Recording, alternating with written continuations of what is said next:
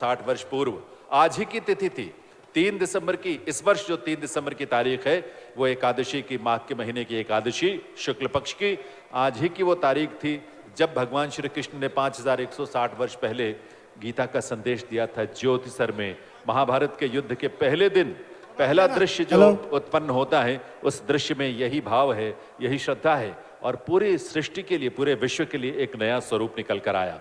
तो ऐसे पावन धरा जहां भगवान श्री कृष्ण ने गीता का संदेश दिया, ये ब्रह्म सरोवर के तट, सरस्वती नदी, मां सरस्वती नदी का प्रवाह जिस क्षेत्र से होकर गुजरा, वैदिक संस्कृति ने जहां जन्म लिया, वेदों की जहां रचना हुई और असुरों ने जब सुरों को यानी देवताओं को कष्ट देना शुरू किया और देवता असुरों का नाश करने में सक्षम नहीं हुए, तब वे महर्षि दधीच के पास गए और महर्षि दधीच ने तपस्या की इसी कुरुक्षेत्र की धरा पर, ब्रह्म सरोवर के तट पर, और उस तपस्या के बाद अपने शरीर का उन्होंने त्याग किया और अपने शरीर के जो अस्थियां थीं, उस अस्थियों से जो शस्त्र बने, उन शस्त्रों से, उन अस्त्रों से असुरों का नाश हुआ। तो ये तो न्याय की धरती है, ये सत्य की धरती है, ये पुण्य की धरती है। और इसीलिए कहते हैं कि अगर सिर्फ इतना भी सोच ले कोई कि मैं कुरुक्षेत्र में जाकर वास करूंगा, वहां जाऊंगा और वहां वास करूंगा, रहूंगा, सिर्फ इतना सोचने मात्र से आपके पापों से आपको मुक्ति मिल जाती है। ऐसी ये पावन धरा है। तो इस धरा को हम नमन करते हुए अभी निवेदन करेंगे हमारे उन कलाकारों से जो महावीर कौशिक जी के साथ अपने अपने साजों को लेकर यहाँ अपनी प्रस्तुति में शामिल होंगे। उनको थोड़ा सा ट्यून करेंगे। आप देखिए, कहा जाता है, वैसे जो लोग हरियाणा को जानते हैं वो ये बात कभी नहीं कहते कि यहाँ सिर्फ एग्रीकल्चर है, कल्चर नहीं है। यहाँ तो वो कल्चर है जो हिंदुस्तान में वो और उदाहरण कोई नहीं मिलता। जींद जैसे जिले में या जींद के आसपास के जिलों में हमारे गांवों के नाम रागों पर आधारित हैं, थाट पर आधारित हैं, तालों पर आधारित हैं। ऐसे तो इस धरा पर संस्कृति और संस्कार और संगीत के लिए जगह मिली है। और ये भी एक कमाल की बात है कि जींद के महाराजा जब उन्होंने इसकी कल्पना की कि गांवों के नाम रागों पर रखे जाएं, तो उन्होंने जो क्रम निर्धारित किया क्लॉकवाइज, वो इस क्रम में कि सुबह के राग इस रूप में पूरब के जो गांव हैं उनका, और जैसे जैसे आप पश्चिम की तरफ आगे बढ़ते जाते हैं वैसे वैसे दोपहर संध्या के रागों का, इस आधार पर उनका नामकरण हुआ। तो ये गहराई, ये संवेदना कला के प्रति, संगीत के प्रति, संस्कृति के प्रति इसी धरती पर हमें देखने को मिलती है। और हजारों साल पुरानी सिंधु घाटी की सभ्यता का तो अपना महत्व है ही है। और उस सभ्यता के साथ आज आधुनिक युग में भारत देश में, हरियाणा तमाम अग्रणी क्षेत्रों में, देश में और विदेशों में अपनी पहचान बना रहा है। तो हमारे कलाकार मंच पर विराजमान हैं महावीर कौशिक जी के साथ। एक बार आपकी तालियों के साथ इन सभी कलाकारों का आइए अभिनंदन करें, स्वागत करें और अपनी माटी की महक को महसूस करें, जिएं, गर्व करें कि हम हरियाणा के हैं, हम हरियाणवी हैं और हम इस देश के वासी हैं। आदरणीय महावीर कौशिक जी।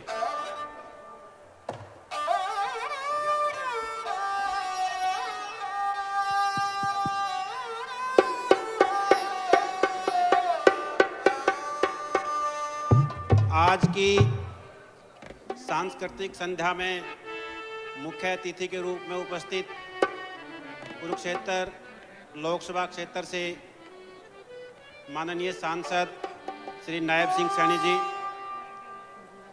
थानेसर विधानसभा क्षेत्र से विधायक माननीय सुभाष सुधा जी, सेवा भारती के राष्ट्रीय प्रचारक सुधीर कुमार जी, अन्य विशिष्ट अतिथिगण, बुजुर्गों, माताओं, बहनों, प्यारे बच्चों, मीडिया से छायाकार व पत्रकार बंधुओं, सबसे पहले तो मेरा आप सभी को बहुत बहुत नमस्कार। आज की इस सांस्कृतिक संध्या में जो मैं रागनी प्रस्तुत करूंगा उसका विषय है कि महाभारत के युद्ध में जैसे पांडवों की जीत होती है और कौरवों की हार होती है, तो रुक्मिणी जी भगवान श्री कृष्ण से पूछती हैं कि हे भगवान, ये कमाल कैसे हो गया कि पांडवों की सेना में तो 18 क्षोणी दल था, जो कौरवों की सेना है वो 18 क्षोणी थी और पांडवों की जो सेना है वो 11 क्षोणी थी। इसके अलावा कौरव सेना में स्वयं भीष्म पितामह, गुरु द्रोण, दुर्योधन, द्रोणाचार्य, कृपाचार्य जैसे धुरंधर थे, उनके बावजूद जो है वो पांडवों की जीत कैसे हुई और कौरवों की हार कैसे हुई।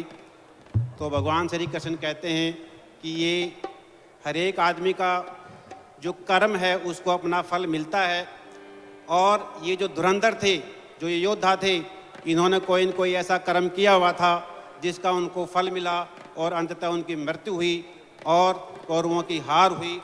और गीता का जो सार है वो भी यही है कि जो कर्म है उसका फल मिलता है। तो इसी बात को हरियाणवी रागनी के रूप में हरियाणा के जो सूर्य कवि हैं पंडित लक्ष्मीचंद जी हैं, उनके शिष्य पंडित मांगेराम जी ने इसी गीता सार को जो हरियाणवी रागनी के रूप में कैसे लिखा था वो मैं आप सबके सामने प्रस्तुत करूंगा।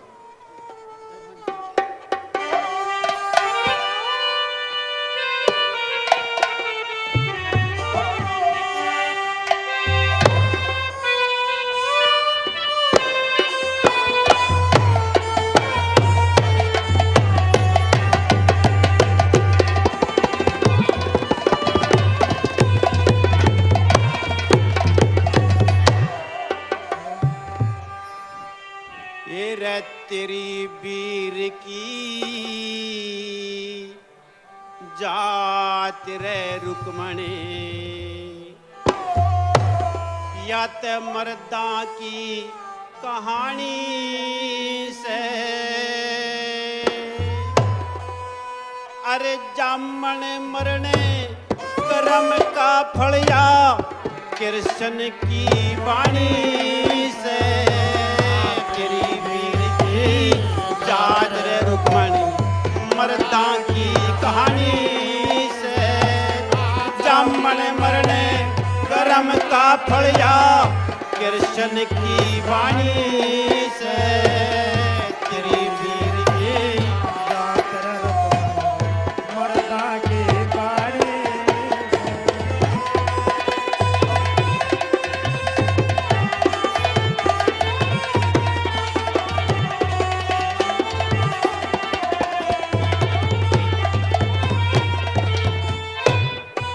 भीष्म पितामह के बारे में क्या बताया कि भीष्म पितामह को किस चीज की सजा मिली। भगवान श्री कृष्ण कहते हैं कि जब कौरवों और पांडवों की सभा थी, उस सभा में दुशासन है वो द्रौपदी के केस पकड़कर उसको सभा में खींचते हुए लाते हैं। तो उस सभा में भीष्म पितामह और गुरु द्रोण है वो मौजूद थे। तो जो भीष्म पितामह है वो परिवार के मुखिया थे, परिवार के बड़े थे, तो उनका फर्ज बनता था कि वो दुशासन को रोकते। दुशासन को रोकने की बजाय भीष्म पितामह है वो द्रौपदी की तरह पीठ मोड़ के बैठ गए। तो यहाँ पे वो अपने कर्म से गिरे थे और इसका फल है वो भीष्म पितामह को भुगतना पड़ा था। क्या बताया?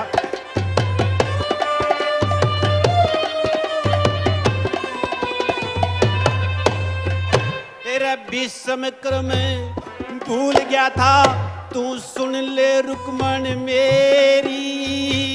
सभा जोड़ के पांडवा की उस दुर्योधन ने घेरी। दादा भीष्म गुरु द्रोण उन मारी बोल भतेरी। बोल बरजना ते दूर रहा, उन पीठ तलक ना फेरी। बोल बरजना दूर रहा, उन पीठ तलक ना फेरी। हाँ, कर्म खा गया उस भीष्म ने, कर्म खा गया उस भीष्म ने। यू कर्म नफा हानि से, जामन मरने कर्म का फलिया कृष्ण की वाणी से।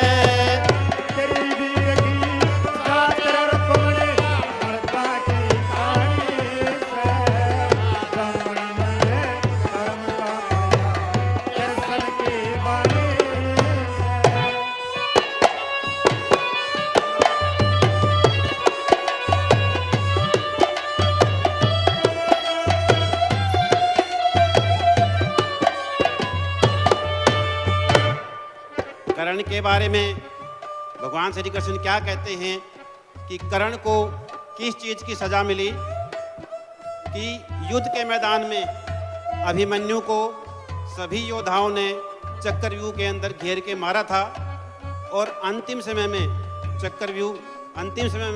अभिमन्यु ने कर्ण से पीने के लिए पानी मांगा था। तो योद्धा होने के नाते कर्ण का फर्ज बनता था कि अभिमन्यु को पानी पिलाते।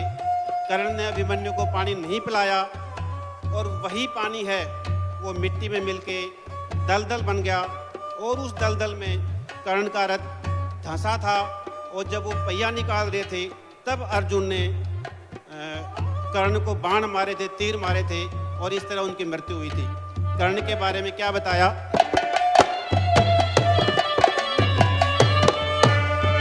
तेरा अर्जुन और कर्ण कुंती के माँ जाए भाई थे, अनजाने में जान डूबगी दोनों दो राही थे। अभिमन्यु ने पानी मांगा और सारे अन्यायी थे। पाप के कारण नष्ट हुए जो कोट के लेखाई थे। पाप के कारण नष्ट हुए जो कोट के लेखाई थे। हाँ, दल दल अड़गी कर्ण के आगे, कर्ण के आगे जो अन्याय का पानी से जामन मरने कर्म का फलिया कृष्ण की वाणी से।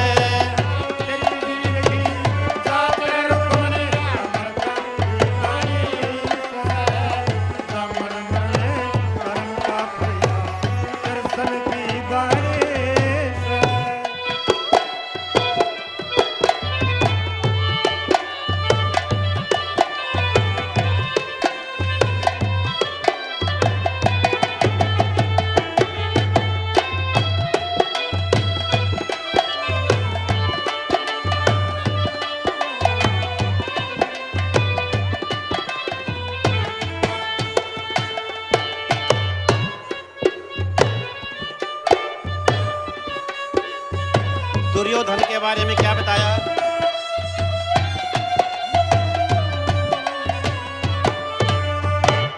दुर्योधन के बारे में भगवान श्री कृष्ण क्या कहते हैं कि जो दुर्योधन है वो बचपन से ही, शुरुआत से ही बड़ा अभिमानी और घमंडी था और उसके इस व्यवहार के कारण कौरवों और पांडवों में दुर्भावना थी और उस दुर्भावना के कारण उनके अंदर बैर भावना इस तरह बढ़ गई थी जैसे घटा तंती है। और वो जो बैर भावना है उसके कारण ही उसका अंत हुआ, उसको सज़ा मिली। अपने जो घमंडी उसका व्यवहार था उसकी उसको सज़ा मिली। क्या कहते हैं?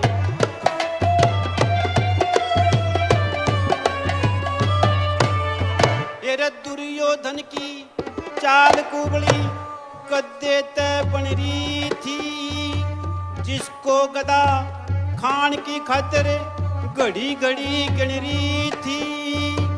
आपस के माँ बैर भावना घटा ढाल तनरी थी। गंधारी अनपुत्ती होगी जो गदा पुत जनरी थी। गंधारी अनपुत्ती होगी जो गदा पुत जनरी थी। हाँ, दुष्कर्मों से नष्ट हुए के इब तक नहीं जानी से। जामन मरने कर्म का फलिया कृष्ण की वाणी से। तेरी बीर की जाकर रुक्मणी अमरता की वाणी से। जामन मरने कर्म का फलिया कृष्ण की वाणी से।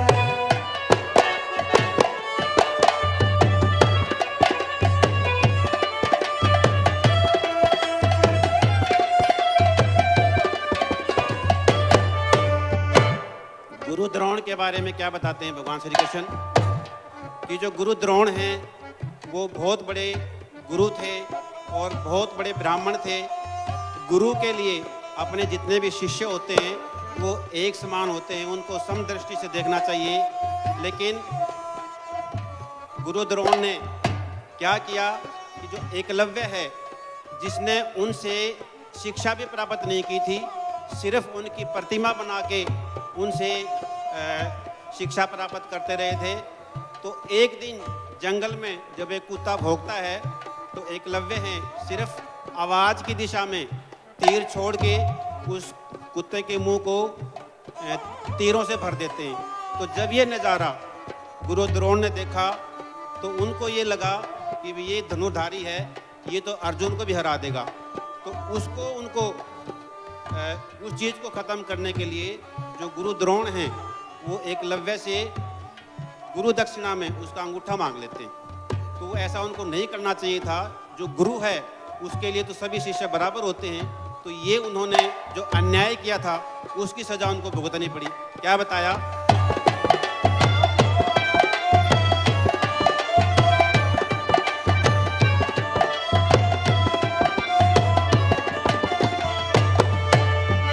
रसल से होके डंडी मारे न्यू धरती पटी से, गुरु द्रोण ते साजला था जड़ एकलव्य की कटी से।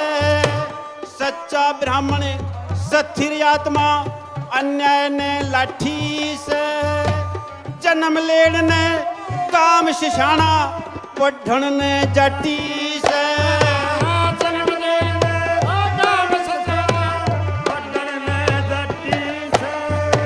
लक्ष्मी चंद गुरु की कीर्ति, लक्ष्मी चंद गुरु की कीर्ति मन जन्म जन्म गानी से। जामन मरण कर्म का फलया कृष्ण की वाणी से। तेरी वीर की चादर रुक्मणिया मर्दा की कहानी से। जामन मरण कर्म का फलया कृष्ण की वाणी से। जामन मरण कर्म का फलया कृष्ण की वाणी से।